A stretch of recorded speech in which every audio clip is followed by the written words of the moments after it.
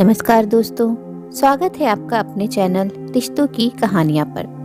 आइए सुनते हैं आज की कहानी, नापाक रिश्ता। दरवाजे के पास पहुंचने पर उसे कंचन की बातें सुनाई दी। जाओ जाओ, तुम्हारी नई नवेली दुल्हन तुम्हारी राह देख रही होगी। मेरी दुल्हन तो तुम ही हो कंचन, तुम्हें पता है ना, ये शादी मेरी मजबूरी है। जैसे ही धीरेन्द्र के ये शब्द कानों में पड़े, धरा के पैरों के नीचे से मानो जमीन ही खिसक गई। दीदी दीदी, बारात आ गई है, आद्या ने आकर बताया। और पता है, मेघा और श्रेया बोल रही हैं कि तेरे जीजू तो कितने हैंडसम हैं। सुनकर दुल्हन बनी धरा के गाल और सुर्ख हो गए। तभी उनकी बड़ी बहन आराध्या ने आवाज दी, आद्या ऊपर क्या कर रही है, यहाँ आकर देखना, रूही रो रही है। इतना सुनकर वो अपनी दी की बेटी रूही को चुप कराने चली गई। सभी लोग बारात के स्वागत में व्यस्त थे।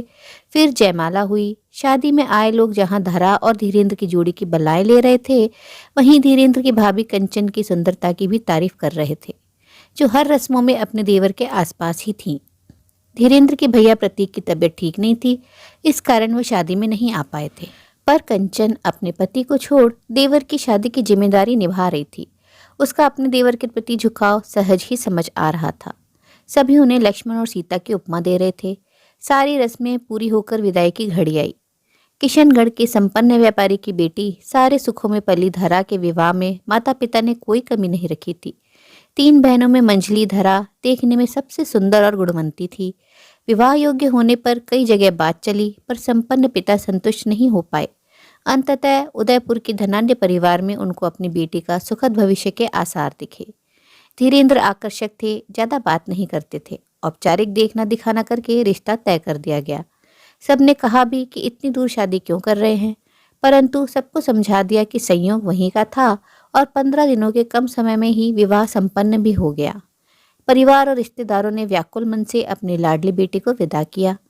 मन में ढेर सारे सपने और उमंगे लिए धरा अपने साजन के घर के लिए निकल पड़ी।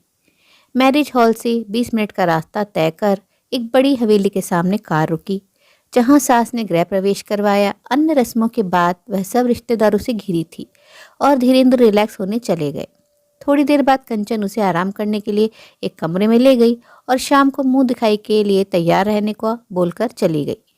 सब अपने कामों में व्यस्त थे। उसने सुबह के बाद से धीरेन्द्र को देखना तो दूर, उसकी आवाज़ भी नहीं सुनी थी। उसे माँ, पापा, आरुधि, श्रेया, रूही की याद आ रही थी। थकान के कारण उसकी आंख लग गई। शाम को फंक्शन की तैयारियों का शोर था। धीरेन्द्र की कजिन ने जब उसको तैयार किया तो आईने में खुद को देख शर्मा गई। कॉलोनी की सब महिलाएं आ चुकी थी। सब उसकी सास से उसकी सुंदरता की तारीफें कर रहे थे, पर उसकी आंखें तो धीरेन्द्र को ही ढूंढ रही थी, पर वो कहीं नजर नहीं आ रहे थे। वो कंचन से धीरेन्द्र के बारे में जानना चाहती थी, पर वो भी उसे शाम से नहीं मिली। समय बीता, सब मेहमान और रिश्तेदार विदा होने लगे और वह घड़ी आई जब धरा अपनी फूलों से सजी सुहाग स्टेज पर अपने प्रियतम का इंतजार कर रही थी। थोड़ा डर, थोड़ा संकोच और बहुत सारे सपनों के साथ वो धीरेन्द्र के बारे में ज़्यादा नहीं जानती थी। समय भी कहाँ मिला। रात गहरी हो रही थी, पर इंतजार खत्म ही नहीं हो रहा था। बेचैन मन से वो आज पूरे दिन के बारे में सोचने लगी। पूरा दिन किसी ने ज़्यादा बात नहीं की। शायद सभी इतने सारे मेहमानों का ध्यान रखने में व्यस्त थे। रात के 1 बज गए। अब उसे अनजानी सी घबराहट होने लगी। तभी बाहर कुछ गिरने की आवाज़ आई। वो उठकर धीरे से दरवाजे के पास आई, पर संकोचवश बाहर नहीं गई। पर कोई आहट नहीं मिलने पर उसने धीरे से दरवाज़ा खोलकर देखा तो सब जगह अंधेरा था। नीचे हॉल और गलियारे में छोटी लाइट जल रही थी। शायद सब सो गए थे। पर धीरेन्द्र, आप कहाँ हो? यह सोचते हुए वो अपने कमरे में जाने के लिए पलटी तो उसे कंचन के खिलखिलाने की आवाज़ आई, और उसके साथ ही जो उसने सुना, उसके बाद कदम अपने आप आवाज़ की दिशा में चले गए। धरा ने कंचन के खिलखिलाने की आवाज़ सुनी, साथ ही उसे धीरेन्द्र की हंसी भी सुनाई दी। उसके कदम अपने आप ही आवाज़ की दिशा में बढ़ गए। दरवाजे के पास पहुंचने पर उसे कंचन की बातें सुनाई दी। जाओ जाओ, तुम्हारी नई नवेली दुल्हन तुम्हारी राह देख रही होगी। मेरी दुल्हन तो तुम ही हो कंचन, तुम्हें पता है ना, ये शादी मेरी मजबूरी है। जैसे ही धीरेन्द्र के शब्द कानों में पड़े, धरा के पैरों के नीचे से मानो जमीन खिसक गई। वो गिरने वाली थी। तभी उसने खिड़की का सहारा लिया तो उसे महसूस हुआ खिड़की खुली थी। खुद को संभालते हुए उसने धीरे से झांका तो कंचन गाउन पहने हुए पलंग पर बैठी थी और धीरेन्द्र उसकी गोदी में सिर रखे उसके बालों से खेल रहा था। और देखते ही देखते धीरेन्द्र ने कंचन को अपनी ओर खींच लिया। रिश्तों को नापाक होते देखने की अब धरा में और शक्ति नहीं बची थी। वो वहीं नीचे बैठ गई। उसका मन हुआ वो जोर जोर से चीखे, धीरेन्द्र से पूछे कि क्यों मेरी जिंदगी बर्बाद की तुमने? मेरा कसूर क्या था? क्यों, आखिर क्यों? उसे माँ पापा की याद आ रही थी। मन हुआ अभी ही कॉल करके उनको धीरेन्द्र का घिनौना सच बता दे, पर उसने खुद को रोक लिया। वो अंदर तक आहत हुई थी। उसे ऐसे धोखे की उम्मीद नहीं थी। आंसू से भीगे चेहरे और टूटे हुए दिल के साथ उसने एक फैसला लिया और दृढ़ संकल्प के साथ अपने कमरे की ओर चली गई। सुबह होने को थी, पर बीती हुई रात धरा के जीवन में न खत्म होने वाला अंधेरा छोड़ गई थी। आज उसके चचेरे भाई और जीजाजी 15 दिनों के लिए लिवाने आने वाले थे। बोझिल मन से वो नहाकर तैयार हुई। उसने एक हल्की साड़ी पहनी। श्रृंगार उसे चुभ रहा था। मांग में सिंदूर भरते समय उसका दिल रो रहा था कि आखिर धीरेन्द्र ने उसके साथ ऐसा क्यों किया। उसने निश्चय किया था कि वो इस झूठे रिश्ते को नहीं निभाएगी, इस धोखे और अपमान को नहीं सहेगी। उसने अपना सामान रोते रोते पैक किया। अपनी बड़ी बहन को कॉल करके सारी बात कहने की हिम्मत जुटा ही रही थी कि दरवाजे पर दस्तक हुई और कंचन चाय लिए कमरे में आई और बोली, कैसी रही रात देवरानी जी? धरा से अब सहा नहीं गया। उसने मोबाइल साइड में रखा और कंचन से कहा, जिसका पति उसकी भाभी के साथ रात गुजार रहा हो, उसकी रात कैसी हो सकती है?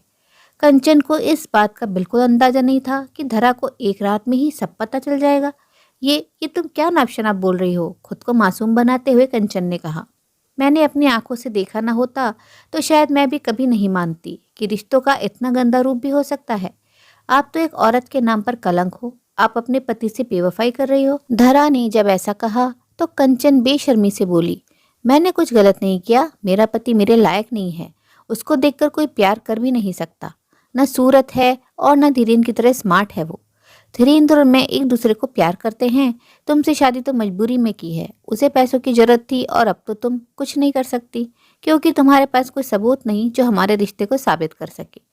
घमंड से ऐसा बोलकर वो चली गई। उसके जाने के बाद धरा ने अपने आंसू पोंछे और मोबाइल उठाकर वीडियो रिकॉर्डिंग ऑफ कर दी। जी हाँ, अब उसके पास उनके गंदे रिश्ते का सबूत था। अब उसे इंतजार था अपने भैया और जीजाजी का। वो अपने कमरे में रुआं सी बैठी थी। तभी उसे दो छोटे छोटे हाथ अपनी आंखों पर महसूस हुए और मीठी सी आवाज आई, बताओ मौसी कौन है?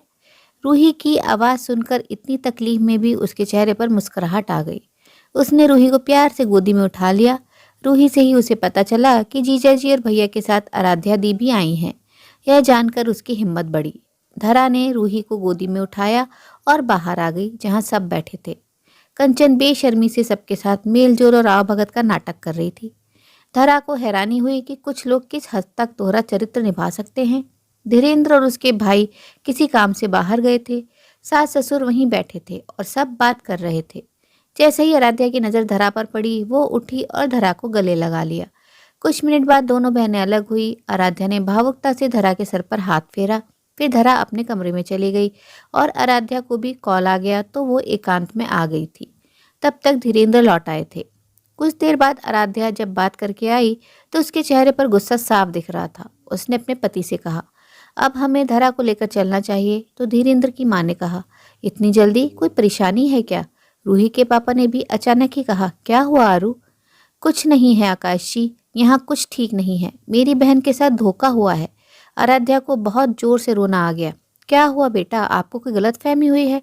धीरेन्द्र के पापा बोले। तो उसने कहा कि क्या गलत हुआ है ये तो आप अपनी बहू कंचन और अपने बेटे धीरेन्द्र से पूछिए, जिन्होंने देवर भाभी के रिश्ते को अपवित्र कर दिया है। इन दोनों से पूछिए कि मेरी बहन की जिंदगी क्यों बर्बाद की। हमसे कौन सी दुश्मनी थी जो हमसे रिश्ता जोड़ा? आराध्या की तेज आवाज से कंचन भी किचन से आ गई थी और धीरेन्द्र के माँ पापा भी सकते में थे। उन्होंने भी आवेश में कहा कि आप ऐसी बेबुनियाद इल्जाम लगा रही हैं। किसने कहा ये गिरी हुई बात? कई लोग हैं जो हमसे जलते हैं, उन्होंने कहा, और आपने मान लिया। ये गलत है। धीरेन्द्र ने भी कहा कि आप तो नाम बताओ उसका जिसने ये बोला। कंचन भी चिढ़कर बोली कि आपको कोई हक नहीं कि मेरे बारे में ऐसी गंदी बात कहें। सबकी बातें सुनकर आराध्या से और चुप नहीं रहा गया। उसने अपने मोबाइल में कंचन की रिकॉर्डिंग ऑन करके धीरेन्द्र के पिता और अपने पति आकाश को दिखाया। साथ ही बताया कि जब वो धरा से गले लगी थी तब उसने कहा था कि आरूदी, मुझसे अकेले में कॉल पर बात करो जल्दी। अभी बाहर में उसी से बात कर रही थी। रिश्ते का गंदा सच अब सबके सामने था। धीरेन्द्र की माँ ने धीरेन्द्र को बहुत गुस्सा किया और रोने लगी। उसके पापा ने भी गुस्से में उस पर हाथ उठा दिया। आराध्या ने कहा, मैं अपनी बहन को ले जा रही हूँ। काश आप अपने रुतबे के साथ साथ परिवार पर भी ध्यान देते। धरा का तो सब सामान पैक ही था। वो रोती हुई आई, अपने सास ससुर जी के सामने हाथ जोड़कर बोली कि मैं जा रही हूँ हमेशा के लिए। और धीरेन्द्र और कंचन की ओर देख के कहा कि मैं आप दोनों को कभी माफ नहीं करूंगी। आराध्या ने उसका हाथ पकड़ा और बाहर गाड़ी के पास ले आई। किस्मत ने सिर्फ एक दिन में ही धरा की जिंदगी बदल दी। धरा अपनी माँ के घर के लिए निकल पड़ी, कभी न लौटने का फैसला करके। सबके जाने के बाद धीरेन्द्र अपनी माँ पापा के पास गया और बोला कि अब जब आप सब सच जान ही चुके हो तो मैं बता दूं कि मैं कंचन को ही चाहता हूँ और मुझे कोई फर्क नहीं पड़ता कि कोई हमारे बारे में क्या सोचता है। इधर आराध्या धरा के लिए बहुत परेशान थी। इतने लंबे सफर में उसने सिर्फ रूही से ही थोड़ी बात की, वरना गुमसुम थी। उसने आराध्या से कहा कि माँ पापा को आप मत बताना, उन्हें मौका देखकर मैं ही सब बता दूंगी। जब वे लोग घर पहुंचे तो मम्मी और श्रेया इंतजार कर रहे थे। श्रेया ने उसे चिढ़ाते हुए कहा कि इतनी जल्दी कैसे आ गए आप लोग? दी के ससुराल वालों ने खाने को नहीं पूछा? तो आरू फीकी हंसी हंस दी और धरा ने आंखें नीची करके अपने आंसुओं को संभाल लिया। मम्मी ने उसका पानी उतारा, श्रेया उसके गले लग गई। माँ की आंखें भी नम हो गई। उन्होंने उसके चेहरे की उदासी का कारण पूछा तो आरू ने कहा कि सफ़र की थकान है, आराम कर लेगी तो अच्छा लगेगा। धरा अपने ससुराल से मम्मी के घर आ गई। मम्मी से उसकी उदासी छिप न सकी। कारण पूछने पर आरू ने कहा, सफ़र के कारण थकावट हो गई है। मम्मी ने प्यार से सर पर हाथ फेरा तो धरा रो पड़ी। उन्हें देख श्रेया और आरू की आंखें भी नम हो गई। तभी उसके पापा दुकान से आ गए और बोले, आ गई मेरी धरा बिटिया, कैसी है मेरी बेटी? फिर अपनी पत्नी से बोले, अरे भाई कुछ खिलाए पिलाए भी या नहीं? पापा को सामने देख धरा उनके गले लग गई। श्रेया ईर्ष्या का नाटक करते बोली, हाँ हाँ, यही दोनों तो बस आपकी बेटी हैं, मैं तो घर की मुर्गी दाल बराबर हूँ। उसकी बात सुनकर सब हंस दिए। धरा के चेहरे पर भी फीकी सी हंसी आ गई। आरू ने उसके सर पर हल्की सी चपत लगाकर बोला, चल मेरी ड्रामा क्वीन, सबके लिए डिनर सर्व कर। डिनर के बाद धरा के भैया और जीजा जी अपने घर चले गए। जाते जाते धरा को बोले, हिम्मत रखना और समझदारी से काम लेना। तुमने कहा था तुम ही बात करोगी, इसलिए हम चुप रहे, पर जल्दी से जल्दी बात करना।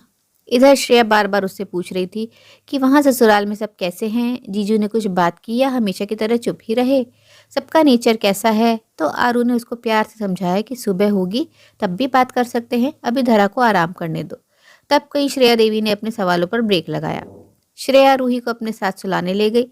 मम्मी पापा भी सोने चले गए। आराध्या ने देखा धरा बालकनी में बैठी है तो उसके पास आई और बोली, धरा संभालो खुद को, और तुमने कहा था कि तुम खुद मम्मी पापा से बात करोगी, क्यों नहीं बताया उन्हें?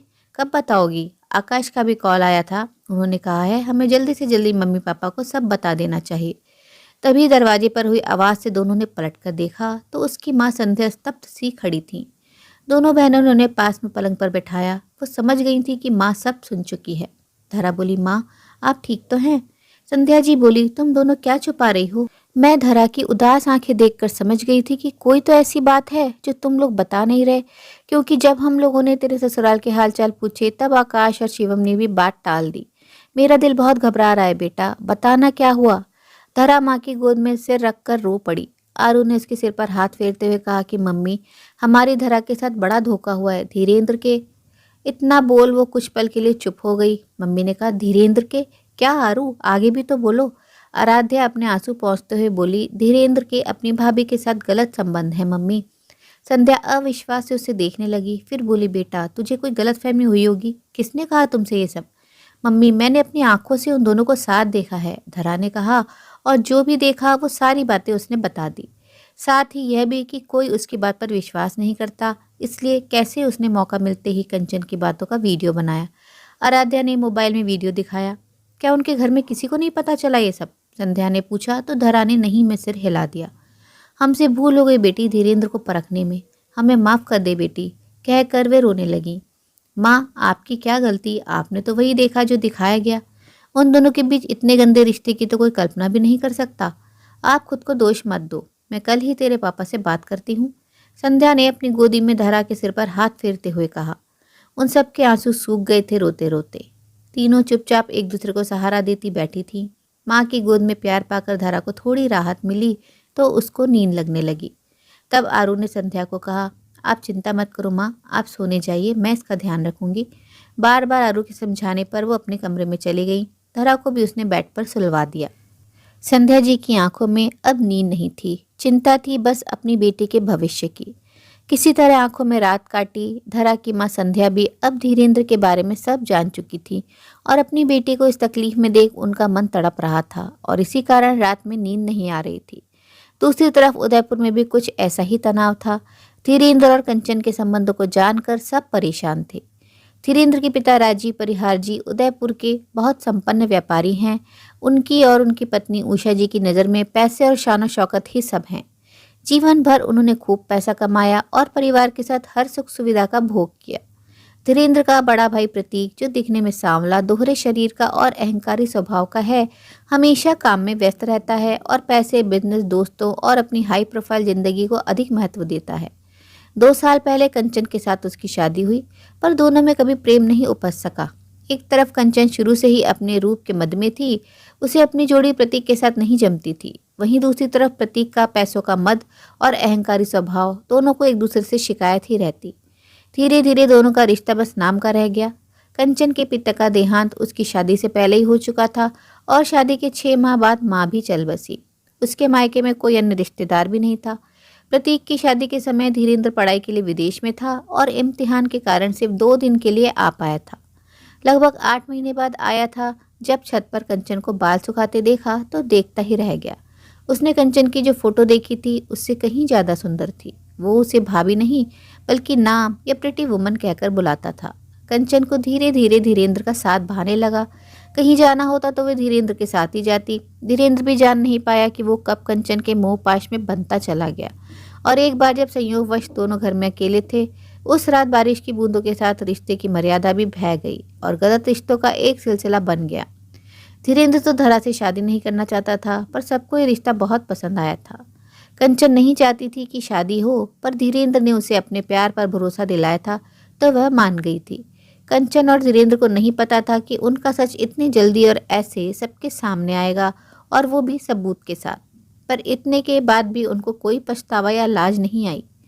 धीरेन्द्र ने अपने माता पिता से कह दिया कि मुझे कोई फर्क नहीं पड़ता धरा के होने या नहीं होने से, मैं कंचन के साथ ही रहना चाहता हूँ। जब प्रतीक को इस सच की जानकारी दी गई तो उसने बहुत नफरत से कंचन को देखा और चिढ़कर कहा, तेरे कारण शायद अब धरा लौट के नहीं आएगी, सोसाइटी में क्या इज्जत रह जाएगी हमारी। और धीरेन्द्र, तूने भी ये सब करने से पहले नहीं सोचा? पिताजी की ओर देखकर बोला, आप इन दोनों को घर से निकाल दीजिए। बहुत बहस हुई इस बारे में, पर धीरेन्द्र और कंचन साथ रहने के लिए अड़े रहे। उधर धरा के पापा के घर में सुबह नहाकर पूजा अर्चना करने के बाद धरा के पापा विनायक जी नाश्ता कर रहे थे। नटखट रूही और चंचल श्रेया सबके साथ मस्ती कर रही थी। आज साप्ताहिक अवकाश होने के कारण उन्हें कोई जल्दी नहीं थी और अपना दिन वो परिवार के साथ बिताते थे। नाश्ते के बाद उन्होंने अपनी पत्नी से कहा कि संध्या जी, क्या बात है, धरा बिटिया कुछ ज़्यादा ही चुप है। मुझे लगा सफ़र की थकान है, पर उसने आज भी कुछ नहीं खाया, जबकि मैंने उसकी पसंदीदा रावत की रसमलाई भी मंगवाई थी। बात क्या है, ससुराल में किसी ने कुछ कहा क्या उससे? वैसे तो अपनी धरा सयानी है, फिर भी उसे समझाइए कि थोड़ा समय लगता है आपसी समझ बनने में, और फिर कंचन बिटिया के रूप में उसे बड़ी बहन मिली है। जी, मुझे आपसे कुछ बहुत ज़रूरी बात करना है धीरेन्द्र के बारे में। जब संध्या जी ने ऐसा कहा तो विनायक जी ने सवालिया नज़रों से उन्हें देखा।